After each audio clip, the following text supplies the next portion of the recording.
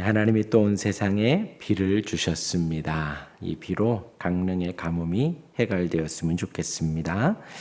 또한 반대로 비 피해는 없었으면 좋겠습니다. 오늘 하루도 선하게 인도하신 하나님을 바라봅니다. 또한 합력하여 선을 이루시는 하나님을 또 찬양합니다. 오늘 하루 하나님을 바라보고 하나님을 고백하고 하나님께 감사하는 우리 모두가 되기를 바랍니다.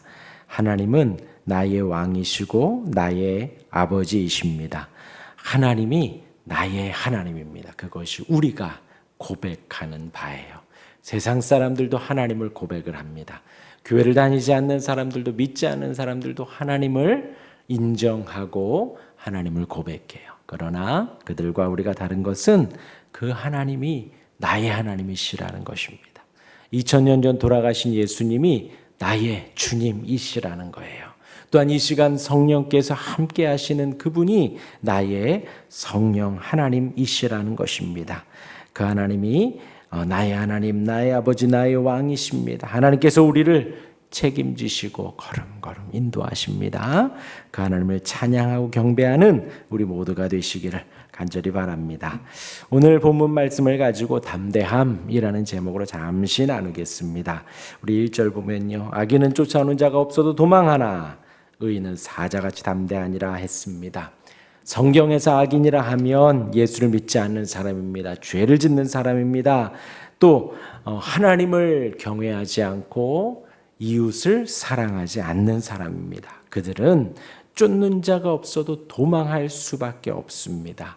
그들의 마음은 두려움으로 가득 차 있고 죄책감으로 가득 차 있습니다. 나쁜 양심으로 충만합니다. 순종하지 않는 자들에게 있는 깊은 공포입니다. 악한 행동은 두려움으로 가득 찬 삶으로 이어집니다. 마음이 두렵고 힘들다라는 것이지요. 그들은 싸움이 시작되기도 전에 달아날 만큼 쫓아오는 자가 없어도 도망한다라는 거예요. 두려움에 사로잡혀 있습니다. 얼마나 비참한 인생인가요? 그렇지요? 그러나 반대로 의인이라 하면 하나님을 사랑하고 어떻게든 하나님의 뜻대로 살고 싶고 하나님의 기쁨이 되고 싶은, 하나님을 기쁘시게 하고 싶어 하고 하나님의 마음을 시원케 하고 싶어 하는 이들이 의인이지요. 또한 이웃을 사랑하고 싶고 이웃을 잘 섬기고 싶은 이들이 의인입니다. 그들은 사자처럼 담대하고 용감하다 했습니다. 그들은 하나님과 함께하고 하나님의 뜻을 구합니다. 하나님의 인도하심을 구합니다. 하나님의 기쁨이 되기를 사모하죠. 그러기에 어떤 상황과 환경 속에서도 주변을 바라보고 두려워하지 않아요. 하나님을 바라보고 하나님을 두려워하지요. 하나님을. 어떠한 상황과 환경 속에서도 하나님만 바라봅니다. 오직 하나님만 두려워합니다. 그 자신감은, 그 담대함은 하나님으로부터 오는 확신입니다. 성경에서도 가인이 아벨을 죽이고 악한 일을 하죠. 도망 다닙니다. 그러면서 하는 말이 하나님께 나를 만나는 자마다 나를 죽일 것 같습니다 라고 말을 하죠. 하나님이 그렇지 아니하다라고 거기에서도 자비를 베풀어 주십니다. 악한 인생들은 두려움에 가득 차 있다라는 거예요. 그리고 이제 반대로는요, 베드로와 요한은 성령의 충만함을 받아 담대히 복음을 전합니다. 담대히. 그때 당시는 복음을 전하면 잡혀간다니까요. 예수님을 구주로 고백하는 것만으로도, 예수님을 시인하는 것만으로도 결박되어 가고 잡혀가고 구속되는 상황인데도 불구하고 그들은 두려울 게 없습니다. 당당합니다. 담대합니다. 사자같이 담대하여서 어디서나 복음을 전하고 어디서나 두려워하지 않지요. 감옥에 갇히더라도 쿨쿨쿨쿨 잠을 자는 이들이 사도들입니다. 어디서나 담대합니다. 우리 모두 의인 되어서 늘 사자같이 담대할 수 있기를 바랍니다. 2절입니다. 나라는 죄가 있으면 주관자가 많아져도 명철과 지식 있는 사람으로 말미암아 장구하게 되느니라 합니다. 이 말씀이 이래요. 죄가 있는 자들이 많아지면 이제 배가 산으로 간다 그러죠. 그렇게 된다라는 거예요. 그러나 그렇게 많은 사람들 필요 없고 명철과 지식이 있는 사람 한 사람만 있어도 된다라는 거예요. 하나님을 의지하지 않는 악인들이 많다 한들 그닥 도움이 되지 않다라는 것이에요.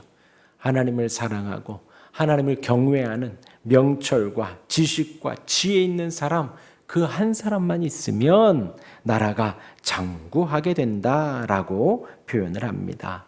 저와 여러분들이 우리가 할 일들은 우리가 나라를 인도하지는 않지만 우리가 가정을 이끌어가죠.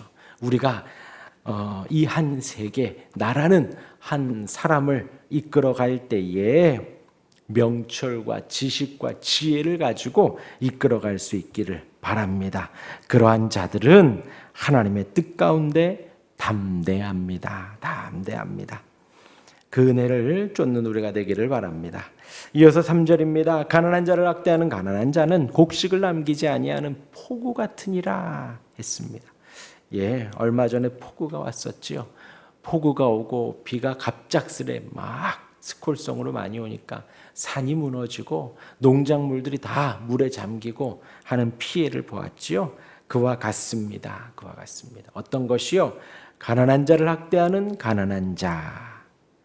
얼마나 비참한가요? 본인도 가진 것이 없으면서 조금 더 낫다는 이유만으로 가난한 자를 핍박하는 거예요. 학대하는 거예요.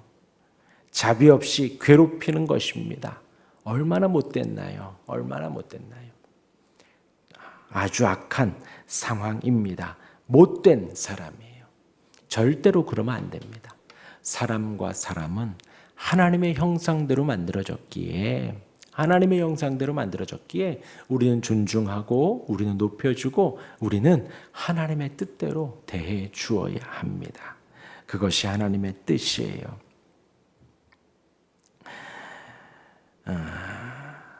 이어서 마지막 4절입니다. 율법을 버린 자는 악인을 칭찬하나 율법을 지키는 자는 악인을 대적하느니라.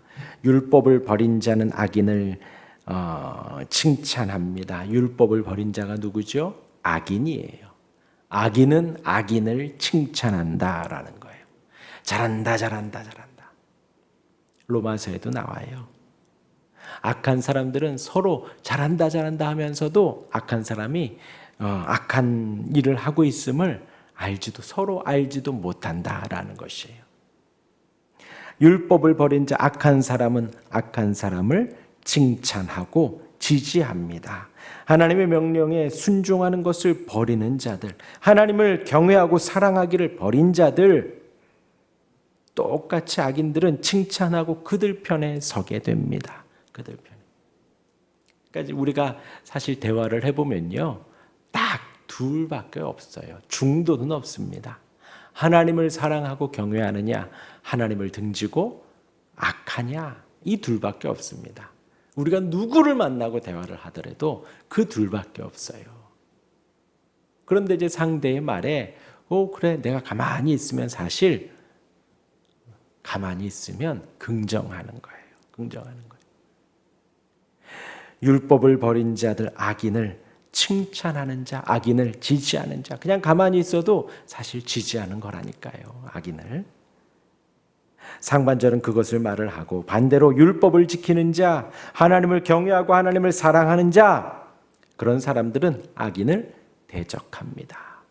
악하다, 그것은 죄이다 라고 말을 해줄 수가 있는 거예요.